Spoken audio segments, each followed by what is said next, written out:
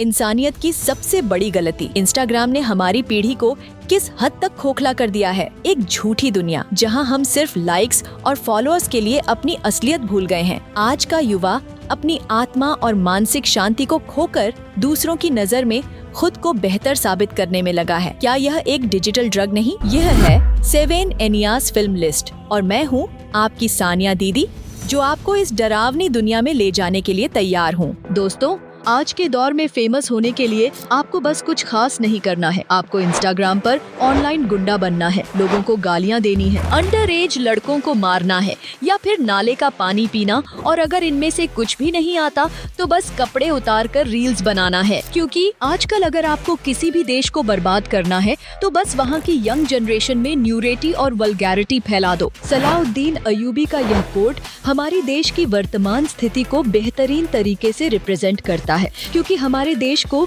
असल खतरा चुनौतियों से नहीं बल्कि इनसे है। तो आज की इस वीडियो में हम बात करेंगे कि कैसे एक सोशल मीडिया ऐप ने हमारे देश को पूरी तरह से बर्बाद कर दिया है। सिर्फ प्रॉब्लम्स ही नहीं बल्कि वीडियो के अंत में हम इसके सॉल्यूशंस पर भी चर्चा करेंगे ताकि हम इस स्थिति से बाहर निकल सकें। क्या आपको लगता है कि सोशल मीडिया की यह तबाही हमारी आने वाली पीढ़ी को पूरी तरह से प्रभावित कर सकती है? आइए जानते हैं इसके बारे में और साथ ही जानते हैं इसके हल भी। चलो अब बात करते हैं उस चीज के बारे में जिसके लिए इंस्टाग्राम सबसे ज्यादा फेमस है, यानी न्यूडिटी और वल्गर कल्चर। अब ये बात पूरी तरह से साबित हो चुकी है कि इंस्टाग्राम को इस उद्देश्य से बनाया गया था कि यह जेनजी की एक तरह की हॉटस्पॉट बन सके। ऐसे लोग जो डॉक्यूमेंट्री देखने के लिए वीपीएन का इस्तेमाल करने में आलस करते हैं, उनके लिए इंस्टाग्राम एक बिल्कुल परफेक्ट प्लेटफॉर्म बन चुका है, क्योंकि यहाँ पर किसी भी तरह के रिस्ट्रिक्शंस नहीं होते। यहाँ तक कि आप बिना किसी झंझट के कौन के कट सीन और लिंक्स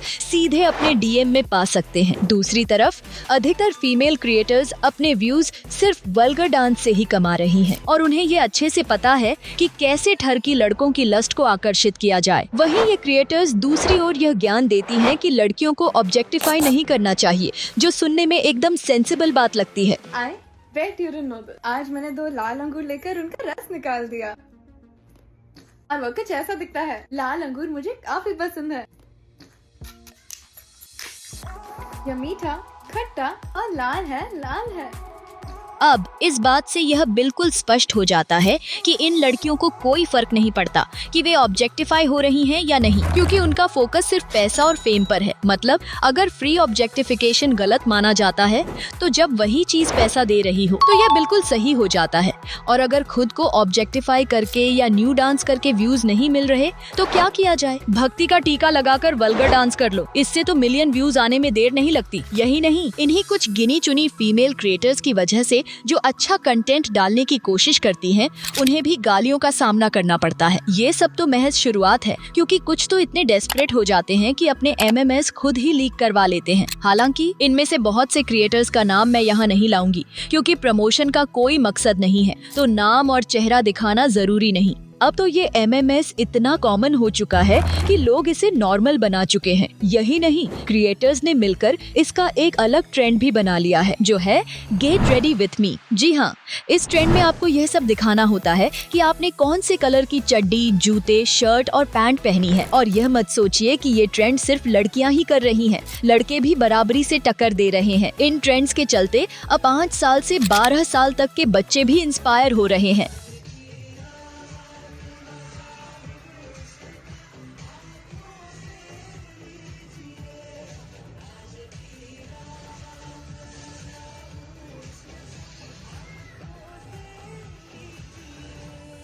अब आप खुद सोचिए, हम कितने नीचे गिर चुके हैं कि 5 साल के बच्चों का भी ब्रेन वॉश हो रहा है और कोई कुछ नहीं बोल रहा।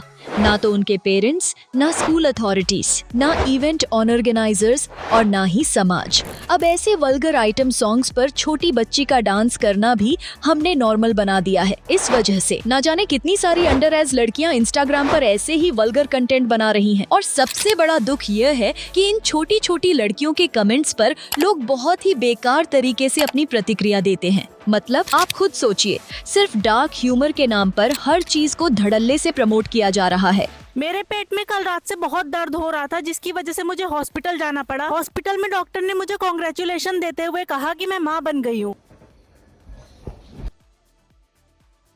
और अब काफी लोग इससे इंस्पायर भी हो रहे हैं। शायद आपको लगे कि बस वीडियो बनाते हैं, कौन सा लोग कोठे पर जा रहे हैं, पर सच तो यह है कि इंस्टाग्राम आज के समय में सिर्फ डिजिटल कोठा ही नहीं, असली कोठा भी बन चुका है। यहाँ तक कि आपको कमेंट्स में पेटीएम गर्ल्स मिल जाएंगी जिन्होंने अपने रेट कार्ड बना रखे हैं। न्यूड पिक्स के अलग चार्ज, वीडियो कॉल के अलग चार्ज, और अगर आप डिजिटल रूप से सेटिस्फाई नहीं है तो रेड लाइट एरिया के फुल व्लॉग्स भी मिल जाएंगे, जहाँ ये लोग लोकेशन रेट्स और कॉल डिटेल्स शेयर करते हैं।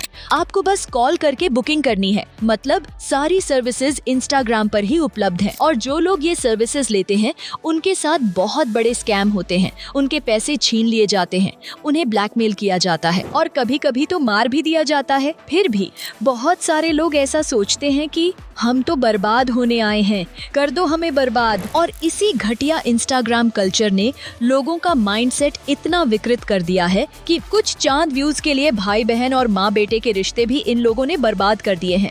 और दोस्तों, कोई भी यह नहीं सोच रहा कि इस घटिया कल्चर के चलते कितने गंभीर परिणाम हो सकते हैं, क्योंकि यही इंस्टाग्राम कल्चर नए ट्रेंड्स को जन्म दे रहा है, जैसे high body count, situationship, open relationship. यह सब अब हमारे समाज में एक नॉर्मल बन चुका है। हमारी ही जनरेशन में हमें जनरेशन गैप साफ दिखने लगा है। आजकल अगर आपका IQ कम हो तो कोई फर्क नहीं पड़ता, लेकिन अगर आपका बॉडी काउंट कम हो तो आपको अजीब नजरों से देखा जाता है। वर्जिन होना अब एक लूजर की कहानी बन गई है और इस नए दौर में हाई बॉडी काउंट कल्चर को प्रमोट किया जा रहा है। ये लोग फ्रीडम के नाम पर सिर्फ पार्टी करते हैं, नशे में रहते हैं और सिर्फ बॉडी काउंट बढ़ाने में लगे रहते हैं। अब इसका सबसे बड़ा असर शादीशुदा जिंदगी पर पड़ने वाला है, क्योंकि यह साबित हो चुका है कि जिन लोगों का बॉडी काउंट ज्यादा होता है उनके तलाक के चांसेस भी बहुत ज्यादा होते हैं। ऐसा इसलिए होता है क्योंकि वे किसी एक पार्टनर के साथ टिक नहीं पाते और अपनी पूरी जिंदगी दी एक्सप्लोर के तौर पर जीने लगते हैं। आजकल अपने ही पेरेंट्स की इज्जत न करना इंस्टाग्राम पर एक कूल ट्रेंड बन चुका है। ये देखो जी, ये हाथ भी उठा रही है साथ साथ। ये देखो अपने बाप को कह रही है साला। ये देखो जी, ये लैंग्वेज है इसकी, ये इसको सिखाया जा रहा है और यही ये कर रही है। और यह सब किस वजह से हुआ है? दरअसल हमने वेस्टर्न कल्चर को पूरी तरह से अपना लिया है। एक वक्त था जब किसी के कपड़े उतारने पर महाभारत हो जाती थी, लेकिन अब तो स्थिति यह हो गई है कि अगर आप किसी को कपड़े पहनने के लिए कहें तो भी महाभारत हो जाती है। इस समय पर बहुत सारे लोगों की फीड में ब्रेस्ट फीडिंग के वीडियो आ रहे होंगे, वो भी बिना किसी सेंसरशिप के। अब आप सोचिए इसका कारण क्या है? दरअसल इन लोगों ने फ्री नेपल्स का एक ट्रेंड शुरू किया था ताकि वे ब्रेस्ट फीडिंग के वीडियोस को प्रमोट कर सकें बिना किसी गाइडलाइन स्ट्राइक के। आखिरकार इनका तो एक मकसद पूरा करना है। अब कुछ लोग कहेंगे कि ब्रेस्ट फीडिंग एक नेचुरल प्रोसेस है तो इसमें क्या परेशानी है, लेकिन यह जरूरी नहीं कि हर नेचुरल प्रोसेस को आप पब्लिकली दिखाएं। कुछ चीजें प्राइवेट रहनी चाहिए, क्योंकि कुछ प्राइवेट मोमेंट्स ही बेहतर होते हैं। यह दिखाता है कि आज की जनरेशन किस हद तक अपनी मर्यादाओं से बाहर जा रही है और सोशल मीडिया के ट्रेंड्स इसे और बढ़ावा दे रहे हैं। अगर हम अपनी परंपराओं और परिवार के मूल्यों को दरकिनार कर देंगे तो समाज में एक गंभीर असंतुलन पैदा हो जाएगा। यह सब कुछ एक शो बन चुका है, जहां किसी चीज को सामान्य तरीके से करने की बजाय उसे एक प्रदर्शन की तरह पेश किया जाता है। यह सारा ट्रेंड हमारे समाज को कितना प्रभावित कर रहा है, यह किसी से छुपा नहीं है। और इन्हीं सभी इंस्टाग्राम कल्चर की वजह से नई जनरेशन के लड़के डेटिंग से बहुत दूर भाग रहे हैं, क्योंकि वे हर दिन इस ऐप पर जो रियलिटी देख रहे हैं उससे उनका नजरिया बदल चुका है। आप इसका अंदाजा इस बात से भी लगा सकते हैं कि जहां एक तरफ नई जनरेशन की लड़कियां सेक्सुअली बहुत ज्यादा एक्टिव हैं, वहीं दूसरी तरफ लड़के काफी कम एक्टिव हैं। इसका एक ही कारण है, ओवर एक्सपेक्टेशंस और सिंपिंग। एक तरफ इंस्टाग्राम के चलते एक एवरेज लड़की को भी सेलिब्रिटी जैसा स्टेटस मिल जाता है। देखो, हम सील भी उसी से तोड़वाते हैं जो हमें आईफोन के डब्बे की सील तोड़ने देता है। तुम कितनी भी 6 पैक्स बॉडी बना लो, हमारी बूटी तुम्हारे लैब पे नहीं, मर्सिडीज के S क्लास में ही लैंड करेगी। तो वहीं दूसरी तरफ लड़के अकेले और लोनली महसूस करते हैं, क्योंकि उनके पास बात करने के लिए कोई नहीं होता। यही कारण है कि जेंडर डिफरेंस इतना ज्यादा बढ़ चुका है कि लड़कियों को अब प्रिंस चार्मिंग से नीचे सभी लड़के चुतिये लगने लगे हैं।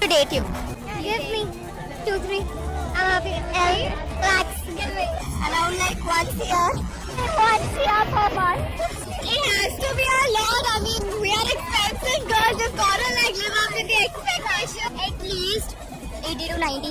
और लड़के अपनी सारी उम्मीदें छोड़ चुके हैं। इंस्टाग्राम पर जो आकर्षण और लोकप्रियता मिलती है वह लड़कियों को अपार आत्मविश्वास देती है, लेकिन लड़कों को इससे उल्टा असर पड़ता है। उन्हें लगता है कि वे कभी भी इस स्तर तक नहीं पहुंच सकते और यही वजह है कि वे डेटिंग से हिचकिचाते हैं। लड़कियों को अब लड़कों से बहुत ऊंची उम्मीदें होती हैं और लड़के जिनके पास इतना आत्मविश्वास नहीं होता उन्हें लगता है कि वे उस उम्मीदों पर खरे नहीं उतर सकते।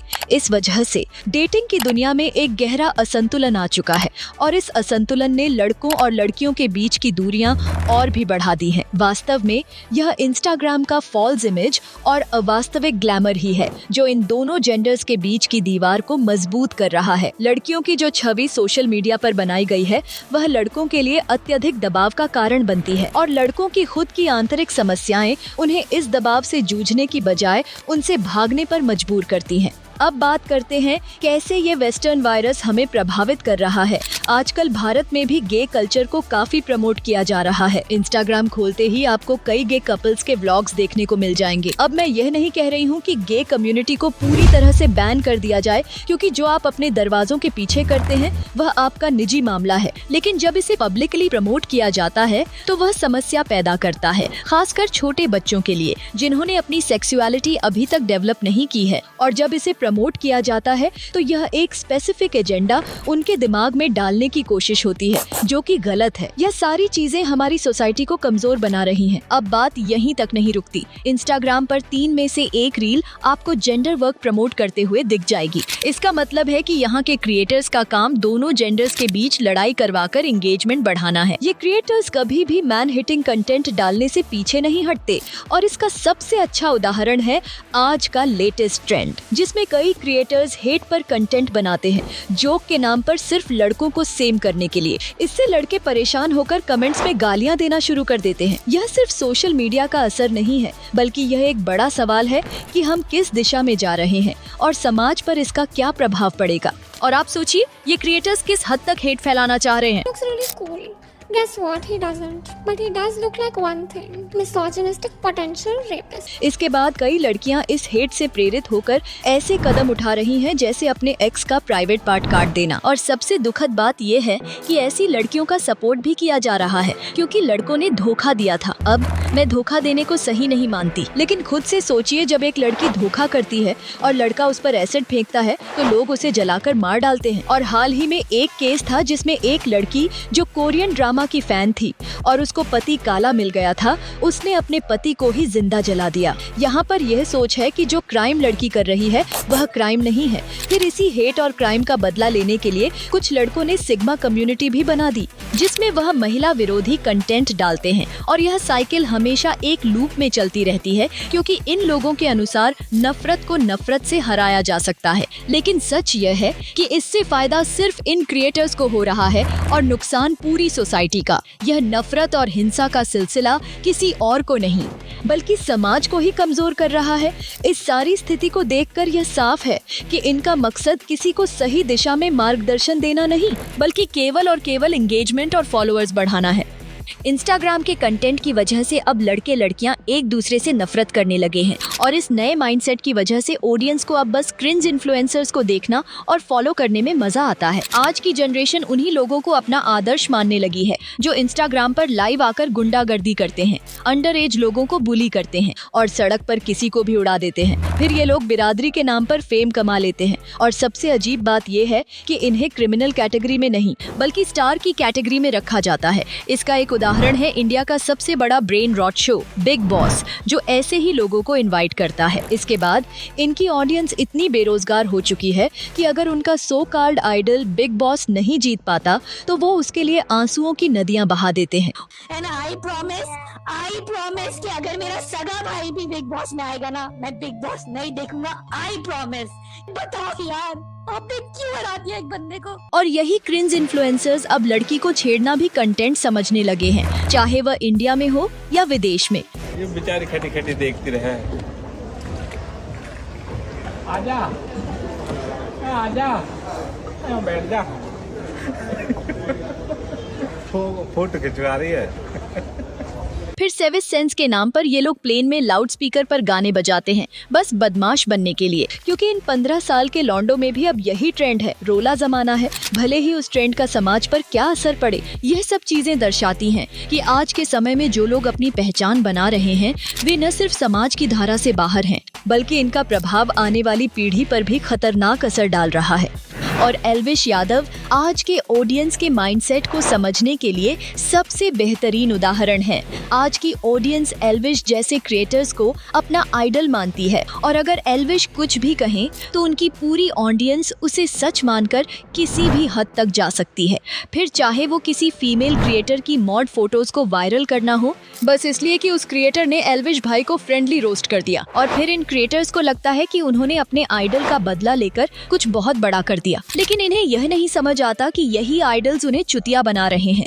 अगर आप इंस्टाग्राम खोलें तो वहाँ सिर्फ एक फेक लाइफस्टाइल दिखेगा। हर क्रिएटर यही दिखाने की कोशिश करता है कि वह कितना ज्यादा अमीर है और आप कितने गरीब हैं। फिर ये लोग आपकी इसी इनसिक्योरिटी को अच्छे से कैपिटलाइज करते हैं। हर लड़का यही सोचता है कि मैं 25 साल का हो गया और अभी तक मिलियनर नहीं बन पाया, क्योंकि इंस्टाग्राम पर हर लड़का मिलियनेयर है, और फिर वो अपनी जिंदगी को एक वर्थलेस पीस ऑफ शिट मानने लगता है। यह इंस्टाग्राम की असली समस्या है।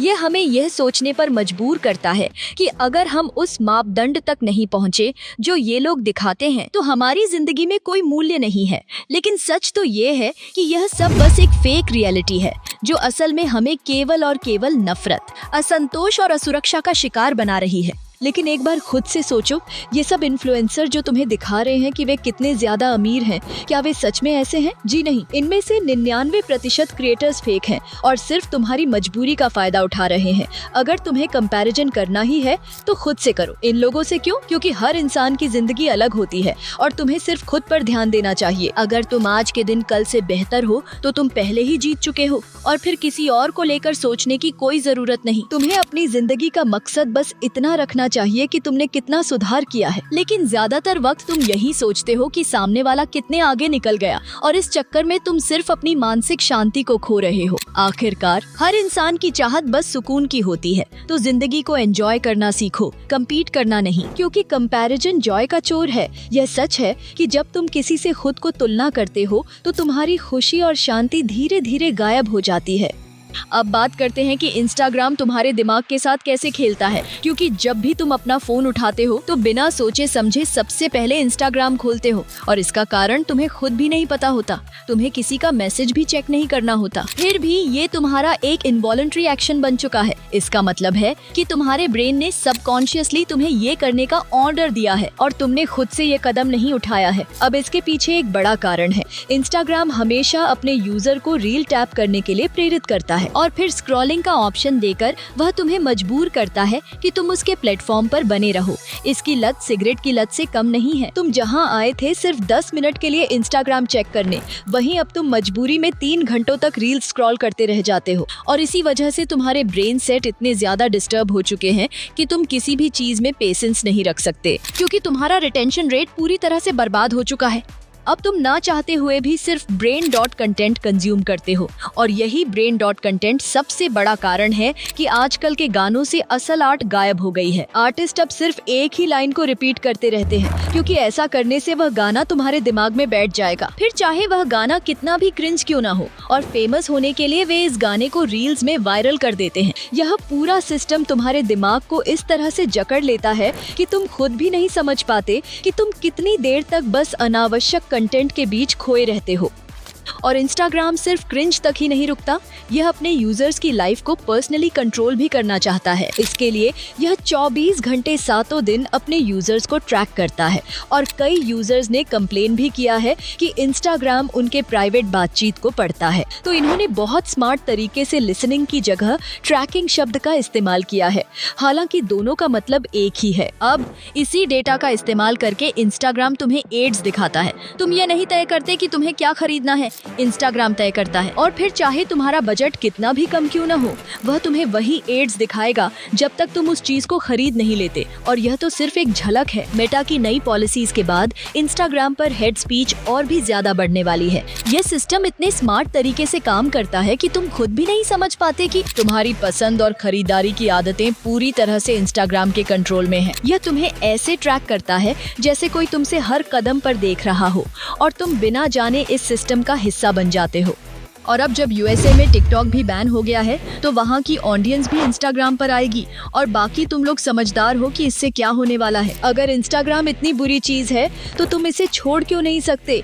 इसका मतलब है फोमो, यानी फियर ऑफ मिसिंग आउट। उदाहरण के तौर पर तुम्हारे फ्रेंड सर्कल में 10 लोग हैं और उन सबके पास इंस्टाग्राम है, तुम्हारे पास नहीं है, तो अगली बार तुम भी इंस्टाग्राम बना लोगे क्योंकि तुम्हें फोमो हो रहा है। अब इन सब चीजों से बचने के लिए हमें क्या करना चाहिए? सबसे पहले भारतीय सरकार को ऑस्ट्रेलियाई सरकार से बहुत कुछ सीखने की जरूरत है। ऑस्ट्रेलियाई सरकार ने 16 साल से नीचे जितने भी बच्चों को सोशल मीडिया का इस्तेमाल करने से बैन कर दिया है ताकि वे इस सब का शिकार न हो। फिर बारी आती है ऑडियंस की, क्योंकि ये सारे कंटेंट कोई अपनी मर्जी से नहीं बनाता बल्कि ऑडियंस की डिमांड पर बनता है। तो अगर ऑडियंस ही ऐसे कंटेंट से एंगेज करना बंद कर दे तो कोई भी क्रिएटर ऐसे कंटेंट नहीं बनाएगा।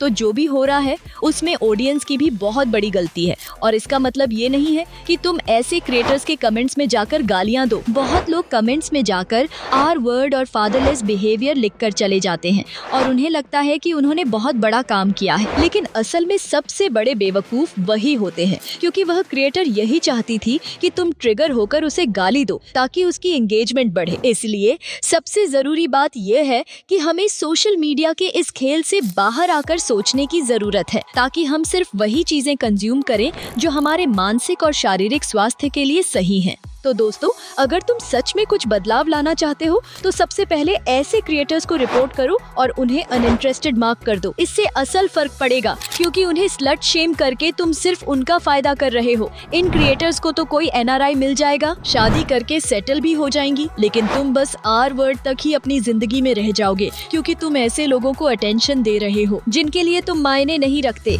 और इसके बाद तुम्हें लगता है कि तुमने कोई बहुत बड़ा काम किया है जब तुम उस क्रिएटर को गालियां देते हो। असल में तुम उसी का खेल खेल रहे हो जो वह क्रिएटर चाहता है। वो जानता है कि तुम गुस्से में आकर उसे कमेंट्स में ट्रिगर करोगे और इसके चलते उसकी एंगेजमेंट बढ़ेगी। तो तुम सोचो, क्या तुम सच में बदलाव चाहते हो या सिर्फ अपना गुस्सा निकालकर उस क्रिएटर के प्लान का हिस्सा बनना चाहते हो?